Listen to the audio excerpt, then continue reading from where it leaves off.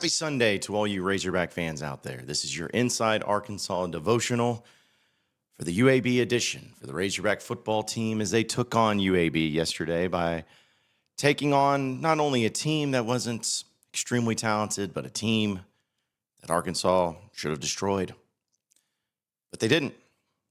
They won, but only by a slim margin of 10 points. All things considered, wasn't exactly the greatest performance out of the Razorback faithful. 37-27, Arkansas gets the win. Now, we could sit here and talk about all the stats, and we could sit here and talk about what went right and what went wrong, what needs to be worked on and improved upon before SEC play. But the thing is that if you have listened to any of our content or watched our Pot of That Nature post-game show yesterday, you would understand that that's been taken care of. And that's not what I want my devotional to be based on here today. My devotional is for the Razorback fans playing in their home stadium or watching their team play in their home stadium of Donald W. Reynolds. Folks, that is a beautiful stadium. Stadium that honestly gets overlooked and is extremely underrated, comparatively speaking to many of the other facilities that I have been in personally, not only in the SEC, but outside the SEC. The more stadiums I go to, the more I appreciate that building, that house that the Razorbacks have built. But for whatever reason, over the past year and a half, there hasn't been much appreciation for it from the Razorback football team.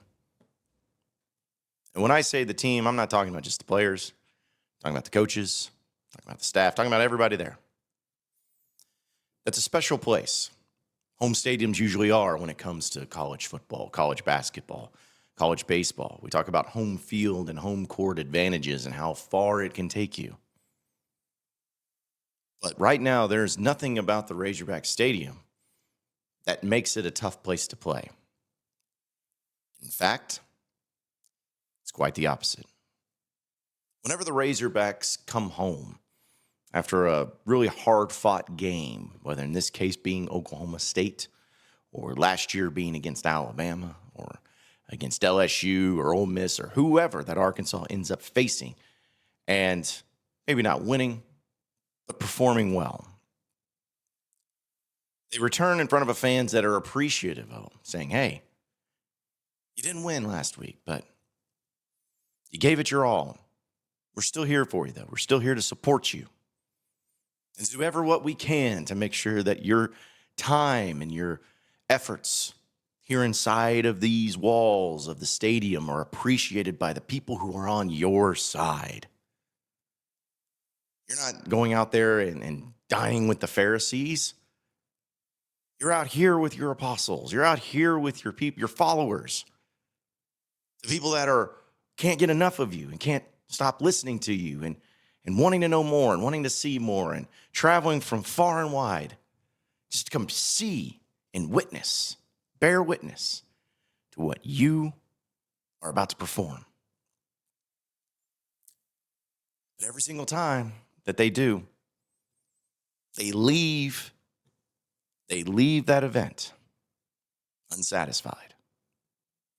They leave that event not convinced. And that's not the way it should be. The home that you build, the stadium that you're in, should always be one that people who pay their money, their hard-earned cash to witness all of that, they should be leaving convinced of something. They should be leaving convinced that this is a team that's as good, or if not better, than what they saw the previous week. That they're leaving the stadium saying, you know what? I know we won't go undefeated this year, but next week against Auburn, I feel good. I feel like we can win that game. That's how they should be leaving. But they're not. Nobody is. And the amount of Razorback followers that I have talked to Any of them that believe that Arkansas can perform better next week and beat Auburn, well, the only reason they base it on is because Auburn's not very good. Well, folks, you're not very good. The Razorbacks are not very good. They need help. They need guidance. They need to worry about the little things. And as Razorback fans, when you're looking ahead at Auburn, don't be looking at the speck in their eye when you got a log in your eye. Worry about yourselves. Worry about what you need to be doing. Because time and time again, this team, especially in the early parts of the season, you sit back and you're wondering why you're not seeing more from them. Why they're not capable, why they are capable, but maybe unable to perform to the high level, to the high standard that you have. That high standard, by the way, is so high and so unachievable. To just protect your house, look good, win games, and beat teams that you're supposed to. UAB is not a good team. And you made them look like an SEC team. They were able to get 354 total yards on you. They were able to score 27 points on you. They got 3 sacks against you. They beat you in time of possession. They beat you in red zone scoring. They beat you in 4th down conversions. It's not great. It's not great. Now, I always try to, when I do these devotionals, to try to provide, again, some perspective after having a good night's sleep to discuss it. And maybe, hopefully, have everybody either feel better or at least be more aware of the situation that Arkansas finds themselves in. Well, right now, folks, I'll tell you this. With a little fire and brimstone, as I like to say, you're not good enough to win on talent alone. You're not. But you are good enough to beat teams at home. You are good enough to put on a good performance at home. Home should be a place of sanctuary, a place of comfort, confidence. Because nobody, and I mean nobody, can ever feel stronger than having 70,000 people surrounding them, rooting them on, cheering them on, wanting them to succeed. One person in our life that gives us that motivation, that brings us up, is such an endearing thing. We all know how good that feels. 70,000 right there for you. You have to feed off of that. You have to build off of that. And I don't know if it's arrogance. I don't know if it's overconfidence. I don't know if it's just simply not caring. But the lack of performance by this team in their home building is completely and totally unacceptable.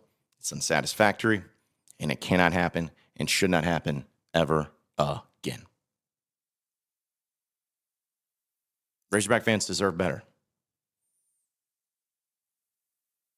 Because, as I've seen many of the old shirts say, as for me and my house, we will call the Hogs.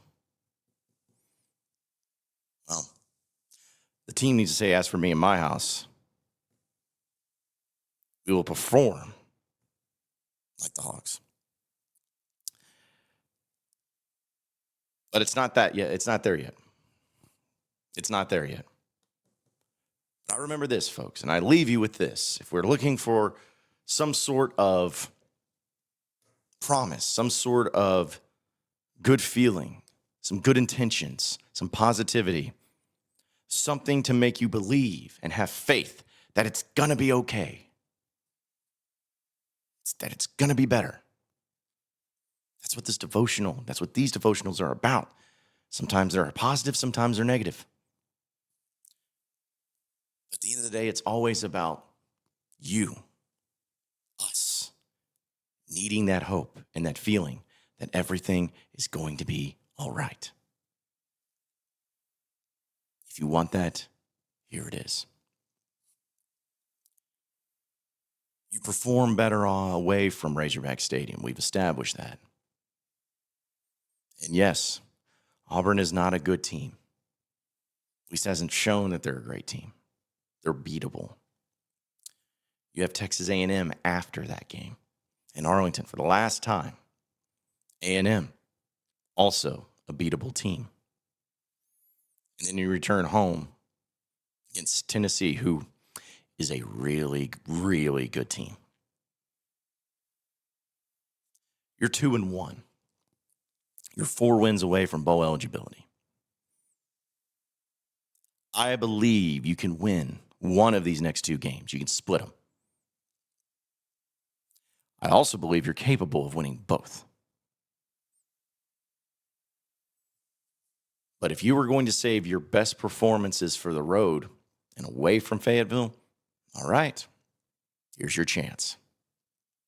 Go on the road and beat Auburn then.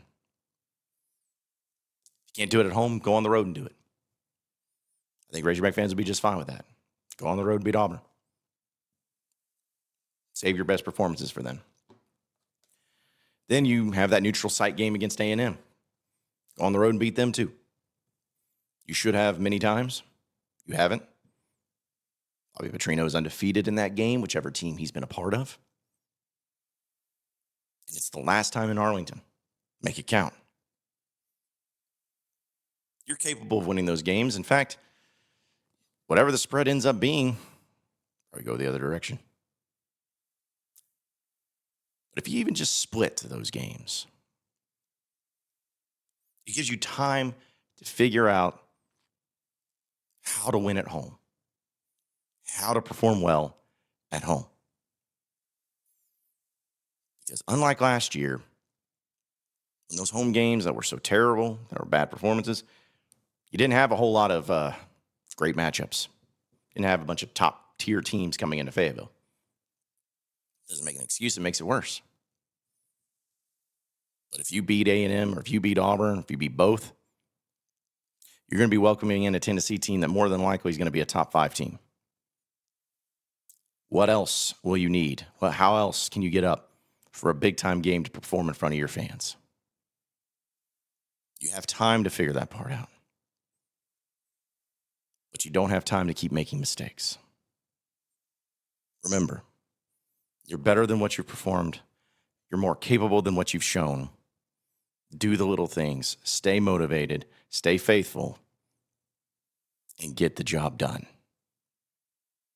You get it done, the fans will be there for you. 70,000 plus will be there for you in October. But it's up to you. It's up to you to make it right. Will you make it right? Can you make it right? It's the ultimate question. If you're here today and are looking to restore your faith in the Razorbacks, into this football team once again, or maybe you have wandered away from the faith and you're trying to get back in and trying to get back onto the path of being a great Razorback fan, no matter what your needs may be, we can be here for you. We will do everything we can for you, and we will get you back on track. Come forward right now as we stand and call the Hogs.